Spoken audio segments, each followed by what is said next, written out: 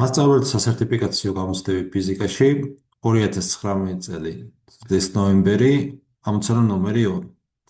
რადიო ტალღებს, ულტრაისფერ ტალღებს, რენტგენის სხივებსა და გამოს სხივებს შორის რომელი ვრცელდება ვაკუუმში უდიდესი სიჩქარით? გვიკითხებიან.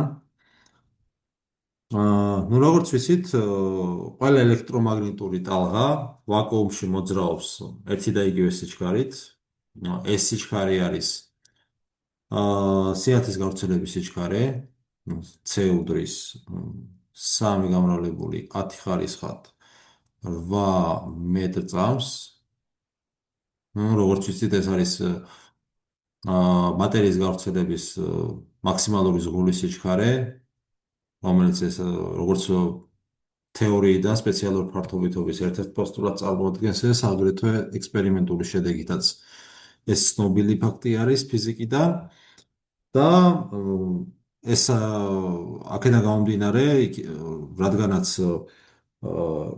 რადიოტალღები,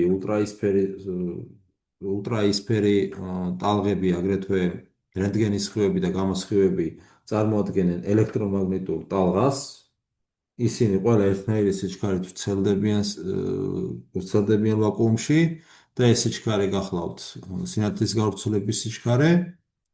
შესაბამისად, აქედან ვასკვნით, რომ 4-ვე ტალღა ტოლის სიჩქარით ვრცელდება. პასუხი E.